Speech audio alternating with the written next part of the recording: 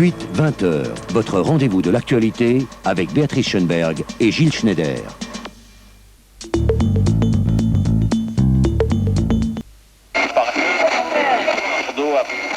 RMC, le bonheur. RMC, la passion. RMC, l'amitié. RMC, le rire. RMC vous ressemble? Le plaisir et les bienfaits du bifidus et des fruits avec seulement 70 calories. Nouveau bifidus Veltes, par ici la jeunesse. Chambourcy, oh oui. Eh, t'as vu le nouveau billet de 500? Non, fais voir. Oh la vache, il est beau. Tu sais combien il m'a coûté? 5 francs. Bon, tu me le termines? Ouais, excuse. Banco, 5 francs, sa banque illico.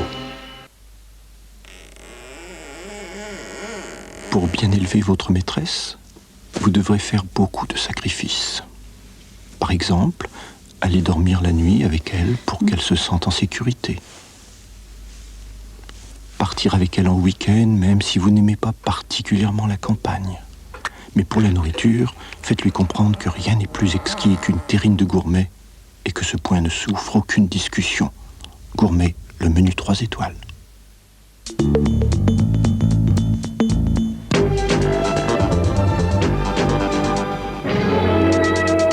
Coup de griffe mortel. Les savants ne sont pas fous, mais parfois, ils sont imprudents. Un généticien de cette boîte a créé une portée d'êtres mutants. On parle d'une expérience qui aurait mal tourné, d'une créature meurtrière sortie tout droit des éprouvettes. Murphy, attention à toi! Légende ou terrifiante vérité, Par pitié, envoyez-moi un garde.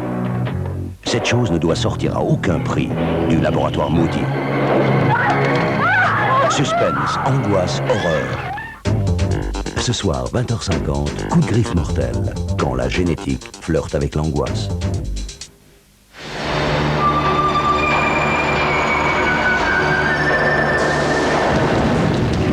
Bond vous donne rendez-vous avec les Jeux Olympiques d'hiver.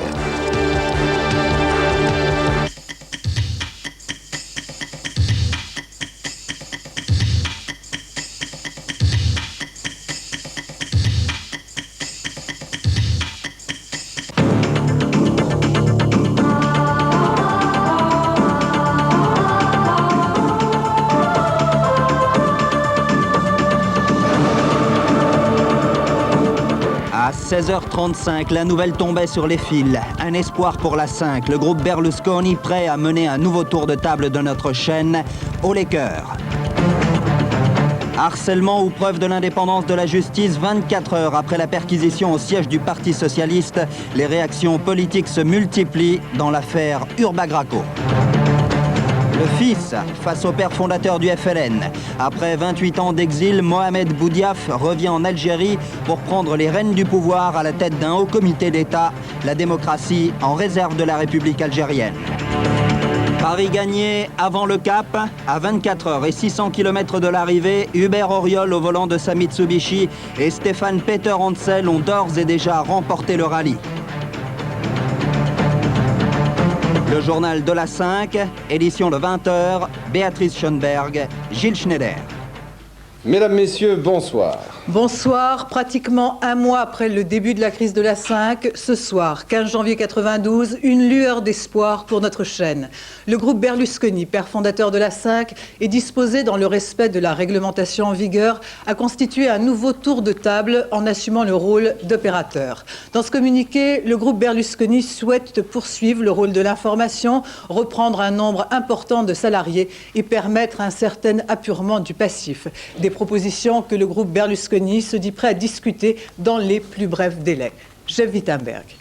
À partir de ce moment, nous réfléchirons en fonction de nos possibilités de voir s'il y a encore des possibilités que le 5 ne disparaisse pas des écrans français. L'intention de forme était affichée le jour même où la 5 déposait son bilan. Sa traduction concrète intervient 2 semaines plus tard. Communiqué officiel du groupe Berlusconi rendu public en début d'après-midi, le groupe souhaite une poursuite des activités de la chaîne qu'il a cofondée. Il se propose d'en être le nouvel opérateur. Il est prêt à continuer l'exploitation de la 5 en respectant le rôle de l'information. Il est disposé à reprendre un nombre important de salariés et à assurer dans une proportion significative la poursuite des programmes et des productions en cours. Il est enfin prêt à permettre un certain apurement du passif. Silvio Berlusconi détient à ce jour 25% du capital de la 5. Il en est le plus ancien actionnaire, présent dès le lancement de la chaîne en 1986. Son allié d'alors, Jérôme Sédou, la 5 est la première chaîne totalement privée à voir le jour en France. Un an plus tard, redistribution des cartes, la 5 a un nouvel opérateur, le groupe Ersan. À ses côtés, Silvio Berlusconi reste, mais abandonne son rôle d'opérateur. Le groupe italien ne change pas de stratégie en 1990 lorsque la 5 entre dans le giron d'Hachette. Berlusconi confie à son allié français la responsabilité des programmes qui seront diffusés sur la chaîne. Ce rôle, il entend aujourd'hui l'assurer à 100% en soulignant sa volonté de maintenir l'information. Coïncidence, les 3 chaînes italiennes que contrôle Berlusconi ont commencé à diffuser leurs tout premiers journaux télévisés il y a 3 jours.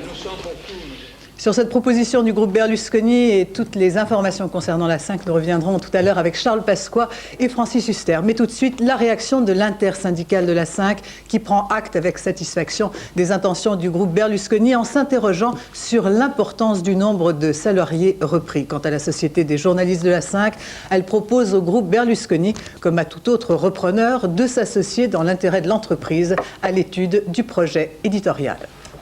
En sport, un pur produit la 5, le Paris-Le Cap. Dernière spéciale de plus de 100 km aujourd'hui, à 24 heures de l'arrivée, la victoire pratiquement assurée maintenant pour Hubert Auriol et pour le motard Stéphane Peter-Ancel. Tout de suite en direct de Springbok, en Afrique du Sud, Christian Prudhomme. Christian ?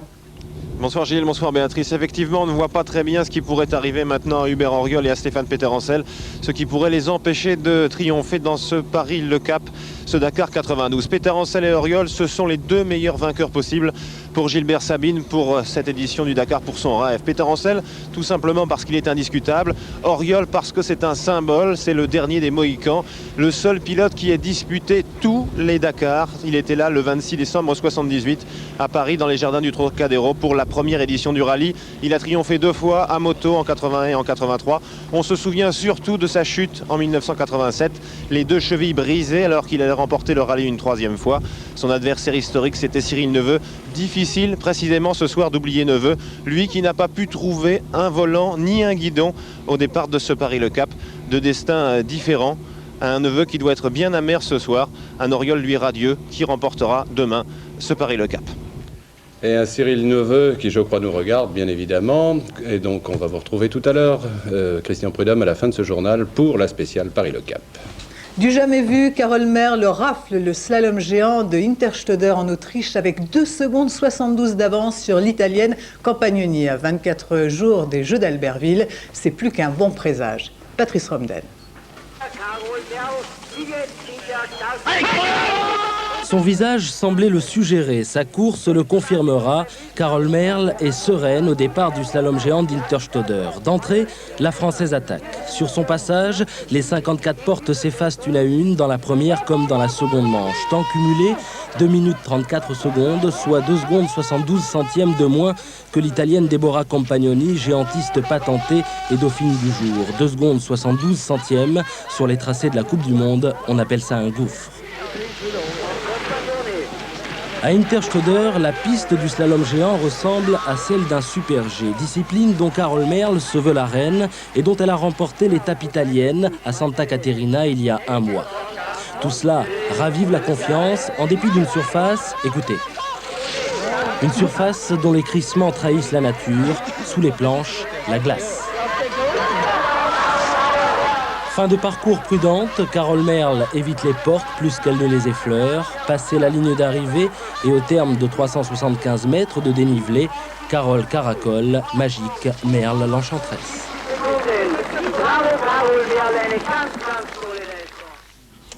Dans l'affaire Urba-Graco, 24 heures après la perquisition sans précédent au siège du PS, la réaction des politiques à la mesure de l'événement. Pour le porte-parole des socialistes, c'est une attitude de harcèlement.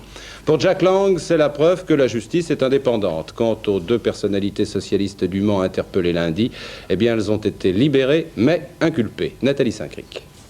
11h hier matin, tout baigne. Pierre Mauroy remet les clés de la vieille maison à Laurent Fabius. 14h, ça se gâte. Le juge Van Ruymbeck, flanqué de 3 policiers du SRPJ, débarque au Parti Socialiste. Une perquisition qui durera 7 heures. Le juge poursuit son enquête. Il vient d'inculper 2 responsables socialistes de la Sarthe dans le cadre de l'affaire Urba, ce bureau d'études qui servait au financement du PS. Il quittera nuitamment le parti, ayant raflé les dossiers relatifs à sa trésorerie. 10h ce matin, premier bureau exécutif de Laurent Fabius. Perquisition à l'ordre du jour, la contre-attaque est lancée sur le thème. C'est le PS qui est à l'origine de la loi sur la transparence du financement des partis.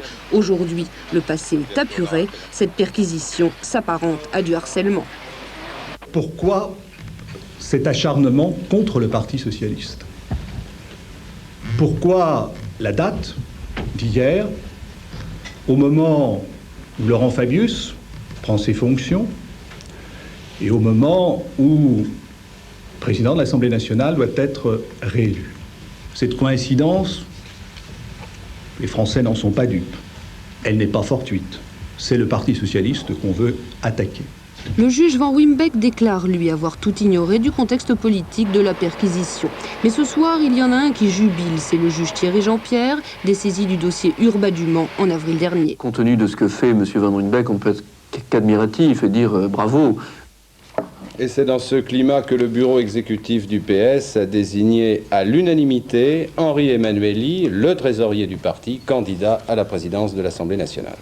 Reste tout de même cette question, y aurait-il dans cette affaire un brin de malice politique de la part du juge qui a quand même perquisitionné hier pendant près de 7 heures au siège du PS le jour de l'intronisation de Laurent Fabius, Pierre-Luc Séguier? Non, je ne crois pas qu'il y ait de malice politique. Imaginez que cette coïncidence est autre que fortuite, ce serait sans doute mal connaître le magistrat instructeur. Celui-ci est réputé pour sa rigueur et sa carrière a montré qu'il n'a jamais obéi à des motifs partisans. En revanche, il y a bien une intention politique. Le choix d'une perquisition au siège même du PS est volontairement symbolique.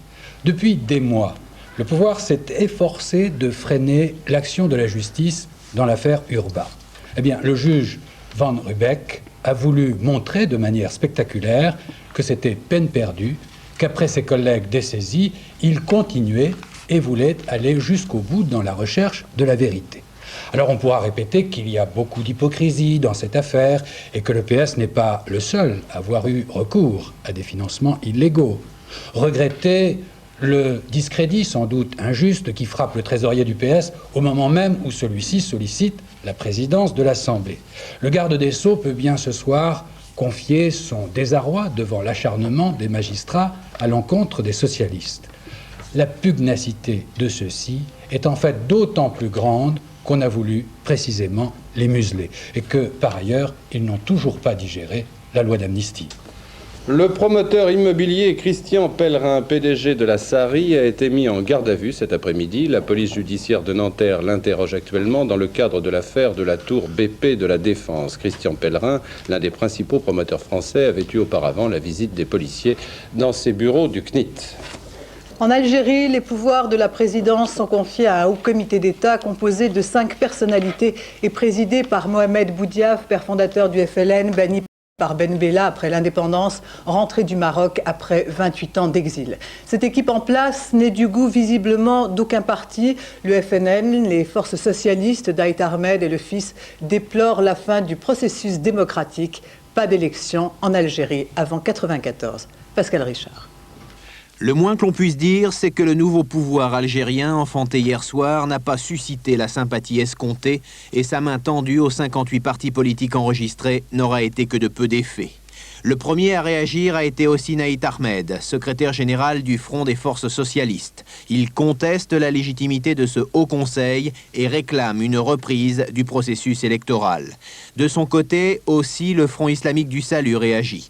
Privé d'une victoire par les urnes, le FIS affirme que le pouvoir s'est mis dans l'illégalité. C'est un coup d'État contre l'État islamique. Les partisans de l'islam appellent à la formation d'un parlement parallèle avec les 231 élus du premier tour.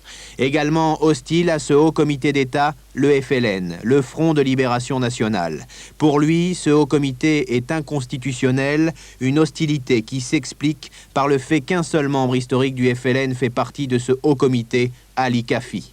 De plus, l'homme fort de cette nouvelle instance paraît bien être le ministre de l'Intérieur, le général Kalen Nezar, un militaire professionnel qui s'était déjà opposé au FLN lors de la répression contre les islamistes en juin dernier.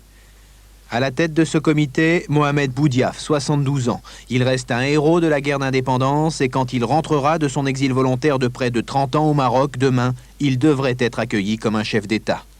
Mohamed Ali Haroun et Tidjani Adam, recteur de la mosquée de Paris, rejoindront ce comité des 5. Adam passe pour un religieux éclairé et moderniste. Depuis hier, 133 islamistes ont été interpellés, mais le Front islamique du salut exclut toujours le moindre recours à la force. C'est par la voie pacifique et par des méthodes graduelles que le FIS entend concrétiser son projet d'État islamique. Poussé par l'Allemagne et malgré le rapport Badinter défavorable, la communauté européenne reconnaît la Slovénie et la Croatie. Pour la Macédoine et la Bosnie-Herzégovine, c'est non pour l'instant. Le dépeçage de l'ancienne Yougoslavie a commencé, le problème des Balkans demeure. Ivan Brazov. L'Europe a bien failli vaciller sur le problème yougoslave. Il aura fallu près d'un mois pour que les 12 se mettent d'accord. Quelles que puissent être les divergences, la reconnaissance de la Slovénie et de la Croatie est l'un des premiers succès de la politique étrangère européenne.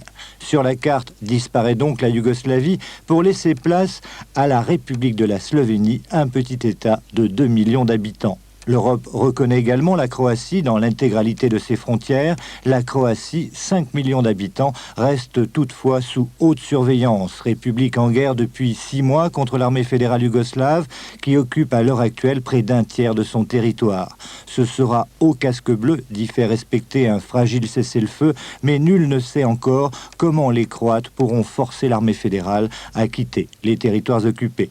Quant aux autres républiques, l'Europe s'est abstenue de les reconnaître. Elles n'ont pour l'instant donc aucun statut international, sans parler de la Bosnie-Herzégovine, une autre république au bord de la guerre civile. Si la Yougoslavie n'est plus qu'une coquille vide, le problème des Balkans est loin d'être résolu, d'autant plus que la Serbie, hostile à la décision de l'Europe, pourrait bien déclencher à nouveau les hostilités. Dans cet imbroglio, quelle est l'attitude de la France quand on sait que Robert Badinter, président de la commission d'arbitrage des 12, émettait des réserves quant à la reconnaissance immédiate de la Croatie? Jean-Marie Lefebvre. Moi, je crois que l'objectif de la France, c'était d'éviter l'implosion des 12 sur cette affaire croate.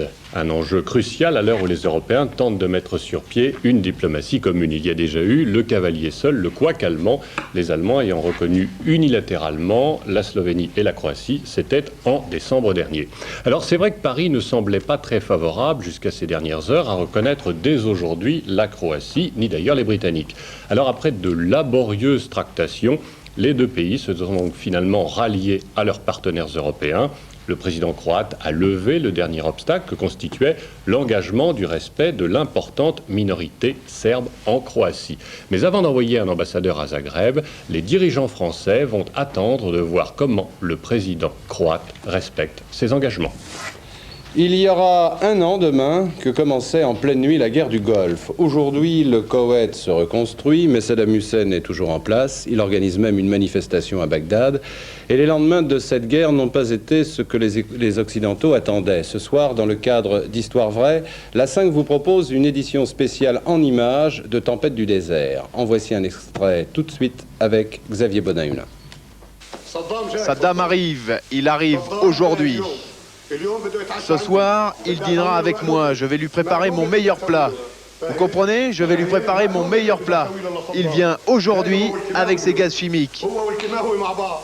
Et vous, vous partez avec vos masques à gaz. Vous avez peur. Allah est grand, Allah est grand. Il y a un an, l'angoisse, le Golfe aux portes de la guerre. 15 janvier, date butoir de 6 mois de crise et d'engrenage guerrier. Dans le document diffusé ce soir à 22h30, vous ne verrez pas la guerre à travers George Bush, Saddam Hussein ou François Mitterrand, mais la guerre au quotidien, celle des anonymes. De août à février, une période de peur et d'angoisse filmée par les équipes d'envoyés spéciaux de la 5, la guerre au quotidien. Et pour garder l'ambiance très particulière qui régnait alors, le document de ce soir conserve les commentaires d'origine. Revivre 7 mois de crise avec Pierre, Paul, John, Tarek et les autres. En politique maintenant, un grand saut pour François Mitterrand, 8 points de plus d'un coup dans le sondage Express Louis Harris. 37% des Français approuvent son action, 6 points de plus également pour Édith Cresson qui atteint 32% d'approbation. C'est mieux, mais ça n'est pas encore l'euphorie. Jérôme Bornstein. Du mieux et pour le président et pour le Premier ministre. 37% des Français approuvent l'action de François Mitterrand, c'est 8 points de plus que le mois dernier. 51% désapprouvent, moins 7. Le chef de l'État finit par profiter de sa forte présence politique et médiatique depuis Maastricht. Même si le solde reste très négatif, François Mitterrand remobilise son camp. À gauche, 2 Français sur 3 lui font confiance. Remontée parallèle du Premier ministre, 32% des personnes interrogées approuvent l'action d'Édith Cresson, plus 6 points. 56% désapprouvent, moins 2. À noter que vous n'êtes plus que 12% à ne pas avoir d'opinion sur le Premier ministre. Une embellie politique qui s'explique peut-être par des signes avant-coureurs dans l'économie, une inflation de 3,1%, une bourse qui se redresse aujourd'hui.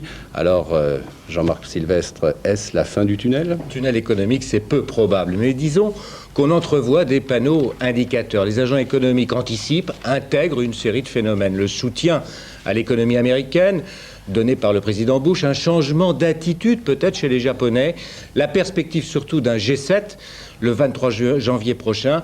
Le G7 signifie que les 7 pays les plus riches du monde ont décidé de se serrer les coudes autour d'une table, notamment sur les taux d'intérêt, pour éviter une récession. À cela s'ajoutent des structures économiques qui sont relativement saines en Europe, très peu d'implantation, très peu d'inflation notamment. On l'a vu, l'indicateur du mois de décembre montre que pour l'année dernière, eh bien, on est à 3,1%. Ceci dit, il ne faut pas rêver. La reprise, si reprise il y a, sera lente à produire ses effets en termes d'emploi, notamment pas avant le 2e semestre de l'année, vraisemblablement. D'ici là, les chiffres du chômage risquent fort de continuer à se noircir. Vous savez, l'économie, c'est un peu comme une bicyclette. Elle ne tient en équilibre que si elle roule. Alors, on sait qu'elle peut rouler, mais il va falloir pédaler. On passe au cinéma. Sur les écrans aujourd'hui, Le Petit Homme, le premier film réalisé par Jodie Foster. L'actrice que vous avez découverte enfant dans Taxi Driver raconte aujourd'hui l'histoire précisément d'un enfant, un surdoué, le décalage entre un esprit trop vif et l'innocence du cœur. Michel Cardoz. Fred, what's the cube root of 3,796,466? 156. Right. Ce petit homme qui répond à des questions très au-dessus de son âge dans un forum universitaire pour animaux savants, je veux dire pour enfants surdoués, sa mère a eu bien du mal à le lâcher. 5. Correct. Fred doesn't give a shit about his potential. He just wants to be a normal, happy little kid. Well, he's not normal, thank God. And he's certainly not happy. And you underestimate him greatly if you think that a summer by the pool will ever be enough for him. Action! Tout est dit du sujet que Jodie Foster a voulu traiter. Elle s'est souvenue à coup sûr de sa propre expérience d'enfant actrice chez Walt Disney. On a commis beaucoup d'erreurs avec moi quand j'étais enfant et je n'ai pas voulu les répéter. J'y ai fait très attention. Par exemple, j'ai fait attention à ce qu'il n'y ait pas trop de pression sur lui, qu'il se sente, malgré tout, un enfant. Quand il venait sur le plateau, il y avait toujours quelqu'un pour s'occuper de lui. Vous savez, les enfants peuvent toujours faire des choses dangereuses si personne ne les surveille. Et cela me préoccupait beaucoup. Elle n'en dira pas plus, mais son film parle pour elle. Le petit surdoué, après bien des aventures, aura autant besoin de l'affection de sa mère que de son génie qui le déprime. L'Amérique respire. Dans un instant, l'actualité de la 5 avec notamment 2 invités, Charles Pasqua pour une proposition de relance de notre chaîne et Francis Huster qui nous apporte son soutien. Nous reviendrons aussi sur la candidature Berlusconi, mais d'abord une page de publicité, la pub info chaque jour dans nos éditions pour nous permettre de survivre en attendant de revivre. On se retrouve dans 5 minutes, ne bougez pas. Saveurs du soir présente les orientales, de savoureuses infusions aux fleurs et aux fruits. Des rebondissements avec l'infusion des joncs au jasmin et à la framboise. Du grand spectacle avec l'infusion des pagodes.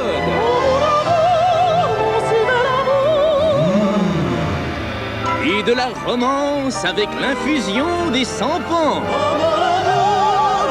Les orientales de saveurs du soir, prochainement dans toutes les tasses.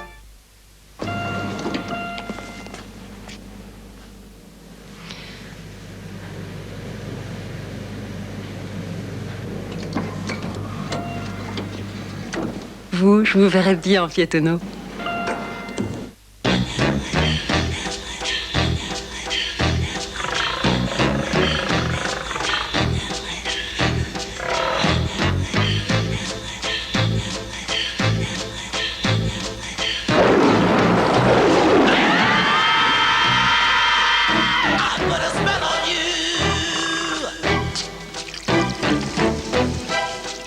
De l'eau, de l'air, la vie.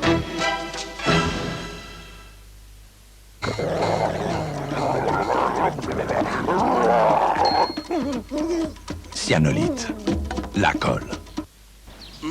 Ces nouvelles céréales sont fabuleuses. Oui, c'est extra. C'est mieux qu'extra. C'est... Que diriez-vous d'une céréale avec une telle variété de fruits? C'est... Des pépites aussi croustillantes. C'est... Ce goût biscuité unique. C'est extra. Kellogg's Extra. Tu pouvais pas le dire avant? Kellogg's Extra, le goût plus extra qu'extra. 46 000 francs la Uno. On ne devrait vraiment pas tarder à vous voir en Fiat-Uno.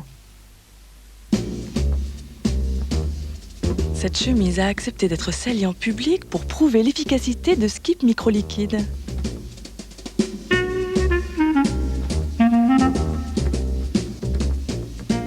Aucun défi ne saurait faire peur au tout nouveau Skip Microliquide et à son efficacité concentrée. La preuve, quand c'est lavé avec Skip Microliquide, les résultats sont toujours là. Skip Microliquide, l'efficacité micro en liquide. Microchef de Royco. Une soupe toute prête, qui se réchauffe telle quelle au micro-ondes, c'est nouveau, incontestablement. Enfin, oui, mais Microchef, c'est tout de même une bonne vieille soupe comme à la maison. Donc c'est ancien, incontestablement. Et si c'est ancien, c'est pas nouveau. Et si c'est bon... Microchef, incontestablement, c'est nouveau. Quoique... Les cheveux, pour moi, c'est une passion. Et pour en prendre soin, je viens de découvrir la nouvelle ligne de soins Sunsilk, mise au point avec l'Institut Jean-François Lazartigue. Quand les cheveux sont mous, plats, j'utilise le shampoing volumiseur Sunsilk. Avec ses polymères et ses protéines de soie, le shampoing volumiseur, c'est le volume et l'éclat des cheveux jour après jour. Nouvelle ligne de soins Sunsilk, élaborée et testée avec l'Institut Jean-François Lazartigue. Skip Microliquide. À vous maintenant de le mettre au défi. Oui, j'adore rire, mais il paraît que ça donne des rides. Enfin, certains savons, il est vrai, dessèchent la peau. Alors du coup, quand on sourit, ça tire. Avec Dove, c'est complètement différent. Dove est composé d'agents lavants neutres et d'un quart de crème hydratante. Il ne dessèche pas la peau comme un savon ordinaire. C'est vrai, la peau est toute souple, toute douce, elle a un aspect satiné. Et comme ça, eh bien, je peux rire quand ça me chante. Makita! Une seule batterie pour toute cette gamme, c'est plus économique.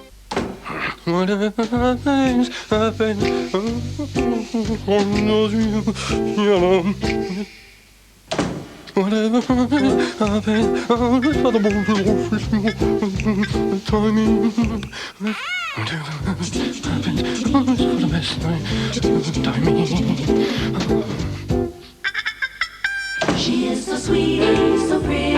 I Boursin, la saveur existe. Enfin, un seul geste pour les mains et les ongles. Soins Intensifs a créé Formule Mains et Ongles, une nouvelle crème qui adoucit les mains et renforce les ongles. Avec de l'aloès pour les mains et de la kératine pour les ongles. Formule Mains et Ongles, une formule exclusive créée par Soins Intensifs. Voici le nouveau Sun Progress. Mais c'est tout petit. Oui, parce qu'une demi-dose suffit pour laver comme à la main. À la main? Eh oui. Bon, alors comparons. Moi, je lave ce verre à la main. Et moi, j'utilise le nouveau Sun Progress à l'oxygène actif. C'est comme si des dizaines de mains entraient en action. Il nettoie les tâches difficiles et prend soin des décors les plus fragiles. C'est parfait, non? Et vous, vous en êtes où? Moi? C'est superbe. Alors, c'est le moment de vérité. Bravo! Aucune différence. Sun Progress, une demi-dose de poudre, une grande dose d'efficacité. Sun, recommandé par les grands fabricants de lave-vaisselle. Suite du journal avec l'actualité de la 5. Nous vous le disions au début, un mois pratiquement après le début de la crise de la 5, pour la première fois ce soir, un espoir de reprise, c'est le groupe Berlusconi. Et puis ce matin, au comité d'entreprise, des nouvelles réalistes. Ici, on ne se cache rien entre nous et on ne vous cache rien. Jean-Marc Morandini. Les espoirs de l'administrateur judiciaire étaient donc fondés. En ouvrant le comité d'entreprise, Maître Hubert Lafont affirmait ce matin qu'il espérait avoir rapidement une offre de reprise. C'était quelques heures seulement avant la publication du communiqué de Silvio Berlusconi. Un comité d'entreprise placé sous le signe de l'attente et du réalisme, l'administrateur ne cachant pas qu'il faudrait de toute façon passer par des licenciements. Maître Lafont a été extrêmement clair. Je crois qu'on a évité le plan social version Hachette. On n'évitera pas les licenciements. Il a un tout petit espoir, il y a une petite lueur, comme si c'était un feu qu'on essaye de raviver. D'avoir une proposition. Cette proposition pourrait être rendue publique dans les jours à venir. Avec cette proposition, il ira devant le CSA, mais il ne sait pas quelle sera la réponse du CSA. Hubert Lafont a d'ailleurs tenu à préciser qu'il n'était pas là pour agir comme un liquidateur, mais qu'il souhaitait trouver des solutions. Le prochain comité d'entreprise devrait se tenir dans une semaine. Et au moment où le groupe Berlusconi propose sa candidature à la reprise de la 5 comme opérateur en respectant la réglementation, le CSA se dit prêt à examiner tout projet de continuation de la 5 dans le cadre strict du respect de la loi. C'est ce qu'a déclaré aujourd'hui le président du CSA, Jacques Boutet. Quant à Jack Lang, le ministre de la Culture, il déclarait à la sortie du Conseil des ministres aujourd'hui à Anita Osser qu'il serait ravi pour la 5 si un repreneur se présentait. La crise, c'est jamais très drôle, surtout pour les gens qui la subissent au sein de cette chaîne, c'est jamais drôle, une situation de ce genre. En même temps, tentons, quand je dis tentons, pas nous, le gouvernement, mais que tous ceux qui sont intéressés, chaînes de télévision, journalistes, spécialistes, peuvent pleinement déployer leur talent et leur imagination pour concevoir soit une formule de continuation, soit une formule de relève, le moment venu. Mais ne me faites pas dire, ce qui serait d'ailleurs faux, que j'ai dans ma tête fabriqué je ne sais quel projet. Plus, quelle que soit l'issue, continuation avec un repreneur qui accepterait les conditions fixées par le CSA ou autre solution, le CSA est l'organisme par lequel tout doit passer. Avec nous, Charles Pasqua, invité de ce journal, avec une proposition plutôt inattendue. Vous avez écrit, Monsieur Pasqua, bonsoir. Bonsoir. À vos collègues des conseils régionaux. Vous avez écrit au maire pour, en fait, qu'ils s'associent à une sorte de tour de table qui permettrait à la 5 de continuer à vivre. Alors, je voulais savoir pourquoi cette proposition et puis comment vous pensez la faire fonctionner. D'abord, il n'est pas question pour nous, nous serions hors d'état d'assurer à nous-mêmes la reprise de la 5. Ce n'est pas du tout de ça dont il est question. Je suis parti d'une idée très simple. D'abord, les maires, les présidents de conseils généraux et les présidents de conseils régionaux sont les porte-parole, tout simplement, de leurs concitoyens. Je crois que l'émotion qui s'est fait jour dans le pays à la perspective de la fermeture de la 5 est une émotion réelle. Partant de là, est-ce qu'il est normal que des collectivités territoriales participe à une telle opération? Je crois que ma réponse est oui. La réponse est oui, autrement je ne l'aurais pas fait. Il y a pour cela des procédures. La procédure, c'est celle d'une société d'économie mixte dans laquelle pourraient s'associer pour participer à un tour de table à la fois des collectivités territoriales et aussi un certain nombre d'entreprises qui le souhaiteraient. Alors, la proposition que j'ai faite, c'est donc de reprendre, au travers de cette société d'économie mixte, 25% du capital. Cela suppose naturellement qu'il y ait un opérateur qui présente, lui, toutes les conditions voulues. Alors justement, la question avant d'aller plus loin, question vraiment indispensable. Vous avez entendu la proposition de M. Berlusconi. Est-ce que vous faites partie de ce tour de table ou est-ce que vous en ferez partie? Moi, nous ne faisons pas partie du tour de table de M. Berlusconi. Nous sommes tout à fait prêts, je pense, à coopérer avec lui. Donc dans la mesure, naturellement, dans la mesure où il présente les conditions requises. C'est un groupe financier solide. Donc je crois que c'est un des rares à pouvoir apporter à la 5 sur ce plan les garanties dont elle a besoin pour sa survie. Est-ce que c'est un homme compétent dans le domaine de l'audiovisuel? Je crois que la question ne se pose pas. Il l'est. À partir de là, il faut voir quels sont ses projets. Oui. Mais enfin, vous pourriez être dans le tour de table avec lui. Nous pourrions nous associer éventuellement à ce tour de table, s'il le désire. Bien sûr. Parce que c'est lui qui sera le maître d'œuvre de cette affaire. Est-ce qu'il n'y a pas un risque de couleur politique d'une chaîne avec votre projet, puisque je crois que la majorité des conseils régionaux sont l'écrasante majorité dans l'opposition? Oui, d'abord, je me suis adressé à tous les présidents de conseils généraux, à tous les présidents de conseils régionaux et aux maires des grandes villes. Dans notre idée, il n'est pas question de coloration politique. J'ajouterais que j'ai bien précisé dès le départ qu'il n'était pas question pour nous d'intervenir dans la direction de la chaîne. Si nous intervenons, c'est pour la sauver, pour faire en sorte qu'elle existe. Si un jour on n'a plus besoin de nous, on s'en ira. Non, parce que on est là pour jouer le rôle en quelque sorte de relais et pour donner un coup de main à ce qui nous paraît être une opération de sauvetage. Quand un journal disparaît, ou si une chaîne ferme, c'est une partie de l'indépendance qui disparaît avec ça et du libre choix des gens. J'ajouterai que les Français sont ainsi faits que même ceux qui ne regardent pas la 5 ou qui ne la regardaient pas veulent pouvoir la regarder demain si ça leur chante. Alors moi, c'est ça la liberté. Monsieur Pasqua, j'ai envie de vous couper et de vous dire ceci. Je note vos propos, cette bonne volonté. Bon, vous n'êtes pas le Zorro de la 5, vous avez dit que vous ne voulez pas. Du tout. Pas encore, peut-être. Non, pas du tout. Mais là, pas question, ce serait vraiment, ce serait la dernière des bêtises qu'un homme politique veuille s'intéresser au fonctionnement d'une chaîne. Vous ne voulez pas faire de la télé président après les télépréfets, c'est ce que dit le Front National d'Île-de-France ce soir. Non, nous sommes un Front National. Bon, alors moi j'en reviens à ma question. On s'étonne quand même de vos propos et presque de cette initiative, car au fond, votre groupe et les sénateurs n'ont pas toujours été dans ce sens. Et je dois dire qu'il y a encore très peu de temps, ils ont déposé au Sénat un recours devant le Conseil constitutionnel sur les problèmes d'assouplissement de quotas qui étaient tellement indispensables à notre chaîne. Tout ça n'est pas contradictoire. D'abord, celui qui vous parle ce soir est l'ancien rapporteur de la radio de la télévision au Sénat pendant 9 ans. Oui. Alors vous admettrez que je connais un petit peu les problèmes. Mais c'est pour ça qu'on est ravis de vous avoir avec nous. Deuxièmement, nous nous sommes toujours déclarés favorables à une modification de fond du paysage audiovisuel français. Ce que nous avons refusé, c'est ce que proposait le gouvernement, qui était un cautère, un emplâtre sur une jambe de bois. Et j'ai dit moi-même que la solution de ces problèmes était entre les mains du président de la République, qu'il inscrive donc les problèmes de l'audiovisuel à la session extraordinaire.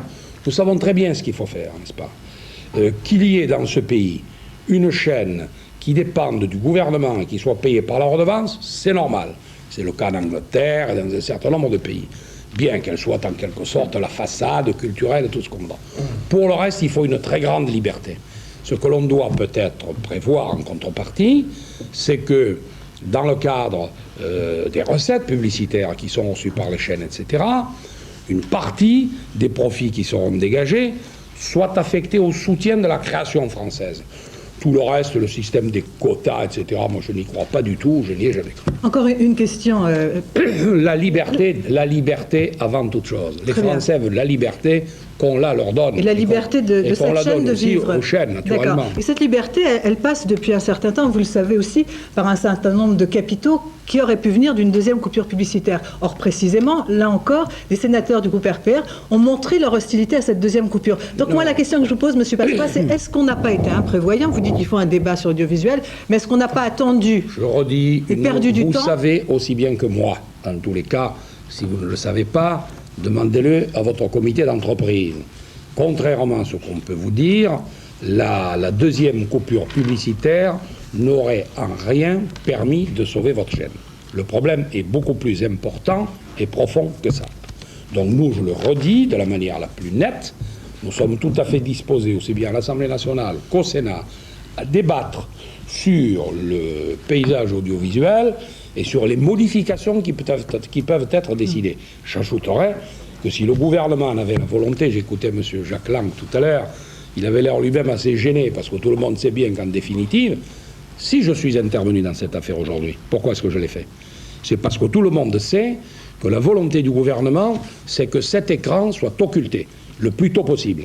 C'est la raison pour laquelle je suis intervenu. Pour dire, il faut savoir que si on le fait, il y aura non seulement les gens de la 5, il y aura non seulement le personnel, mais aussi les élus qui se sentent concernés par cette perspective. Merci. Donc que le gouvernement manifeste sa bonne volonté, il peut le faire très facilement, qu'il présente les textes nécessaires au Parlement. Merci M. Pasqua. Bien, après l'initiative de M. Ponce hier, ce soir, les députés centristes réclament à leur tour une session extraordinaire, un débat sur l'audiovisuel à l'Assemblée et au Sénat. Alors justement, aujourd'hui, 2 propositions de reprise de la 5 ont été faites publiquement, celle de Charles Pasqua, vous venez de l'entendre, et puis celle du groupe Berlusconi. Si ces initiatives existent, c'est grâce à vous, à votre soutien, à votre mobilisation. Nous sommes ce soir 354 846 adhérents à l'association de défense de la 5. Alors surtout, continuez, c'est justement dans ces moments décisifs qu'il faut agir, comme par exemple sur ce marché que M. Pasqua connaît très bien, sur ce marché de Suresnes près de Paris. Valérie Lemoine. 10h30 ce matin sur la petite place de Suresnes. Ambiance traditionnelle d'un mercredi, jour de marché, sauf que ce matin, tout le monde ne parle que de la 5. Pourquoi? Eh bien, tout simplement parce qu'à l'initiative de quelques commerçants, on distribue des bulletins d'adhésion de l'association de défense de la 5. Il semblait utile, quand il y a une cause à défendre, d'essayer de faire quelque chose et d'apporter un petit plus. Dans les jours qui viennent, le bouche à oreille aidant, les commerçants du marché de Suresnes espèrent bien encore aller plus loin dans leur initiative et recueillir beaucoup d'autres signatures. Et parmi les personnalités qui nous soutiennent, ce soir, le comédien Francis Huster. Bonsoir. Je dirais que vous êtes un homme qui n'avait pas l'habitude de courir les médias. Alors pourquoi ce soutien aujourd'hui? C'est le soutien du cœur? Pas seulement du cœur, parce que je trouve que c'est un scandale de laisser mourir une chaîne de télévision. On ne peut pas d'un côté ouvertement et politiquement prétendre soutenir la démocratie et en même temps laisser mourir une chaîne. Moi, les histoires gauche-droite, ça m'est complètement égal, je m'en fous totalement. J'ai du respect pour les gens qui tiennent leur parole. Et je sais que si demain, c'est-à-dire si dans 5 ans, si dans 8 ans, dans 10 ans, il éclatait en France, en Europe, plusieurs foyers de guerre civile, pour lutter contre justement les pouvoirs politiques ou de dictature, il n'y a qu'une seule solution, c'est le privé. Et j'ai vu ça, pardon de vous couper, j'ai vu ça dans mon métier, au Conservatoire national, qui est le conservatoire d'État. Eh bien, il y a 40 élèves, 50 élèves par an. Dans les cours privés, il y a 500, 600, 700 élèves. Et la plupart des comédiens, des grands comédiens célèbres d'aujourd'hui sont sortis du cours privé. Et justement, ça serait peut-être un manque de débouchés pour ces jeunes comédiens qui sont actuellement dans les cours, si jamais une télé disparaissait. Oui, bien sûr, mais je suis aussi, comme on parle ouvertement, autant je soutiens cette chaîne parce qu'on tente de l'étouffer pour des problèmes qui ne nous regardent pas, mais autant je dois dire qu'il faudra vous rappeler plus tard que faire votre propre autocritique. Ça veut dire, n'oubliez pas aussi que la 5e chaîne, en tant que chaîne privée, doit prendre aussi d'autres risques, c'est-à-dire proposer aussi des œuvres de création, proposer aussi des œuvres qui peuvent justement servir de balancier à ce qu'on propose dans d'autres chaînes privées.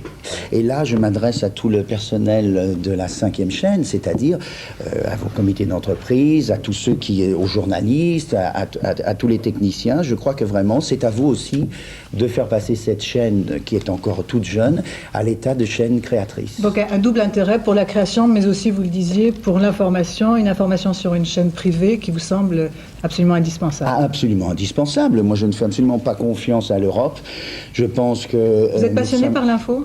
Complètement passionné. J'ai suivi la guerre à 90% sur la 5e chaîne. La guerre du Golfe, oui, la guerre du Golfe. Oui. Je dois dire que j'ai vraiment peur que la guerre éclate, la vraie guerre, la guerre mondiale. J'ai peur que les hommes politiques s'entre-déchirent dans chaque pays, dans chaque nation d'Europe, et qu'on oublie finalement que ce qui se passe en Yougoslavie est peut-être comme une sorte de petite guerre d'Espagne à notre niveau, la montée des ultras dans tous les pays, ce qui se passe en ce moment en dessous de nous, à côté de nous, et je pense qu'on doit se soutenir. Oui, concerné. Monsieur Pasqua parlait tout à l'heure de Jack Lang. Je pense que le temps n'est plus de faire d'ouvrir des problèmes entre la gauche et la droite. Je pense que même le système républicain doit maintenant trouver un nouveau souffle. C'est plus possible. Vous savez, moi j'ai déjà passé la quarantaine, mais je sais qu'il y a des jeunes qui suivent cette chaîne. Elle est suivie par des gens qui sont âgés, comme ma mère, qui adore votre chaîne, qui est tout le temps dessus, et puis par des gens qui sont très jeunes. Et je crois que vraiment, vous devez prendre...